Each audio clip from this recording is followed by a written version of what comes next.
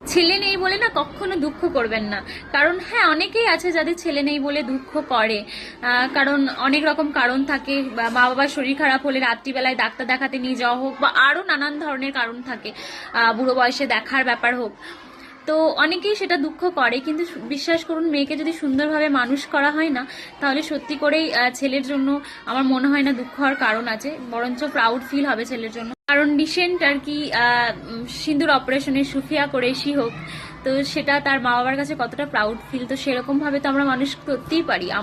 আমার বাচ্চাকে আমিও সুফিয়া কুরেশির মতো তৈরি করতে পারবো না, এটা তো হতেই পারে। তো তখন সত্যি করে ওরকম মানুষ করলে কখনোই একটা ছেলের প্রয়োজন হবে বলে আমার মনে হয় না।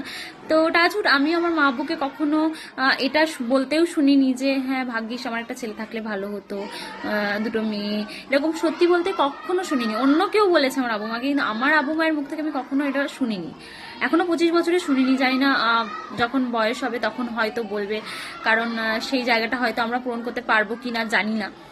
তো সত্যি কথা বলতে যদি মেয়েকে সুন্দরভাবে মানুষ করা হয়, তাহলে আমার মনে হয় না যে কোনো ছেলের দুঃখ থাকবে, সেটা অবশ্যই। কারণ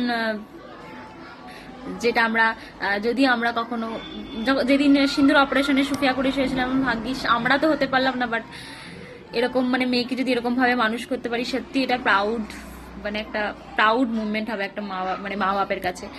তারপরে recent India team, women's India টিমের কাপ এনে দেওয়া, তো ওরকম তৈরি করলে আমাদের ছেলের দুঃখ থাকবে না যে আমাদের কেন ছেলে নেই।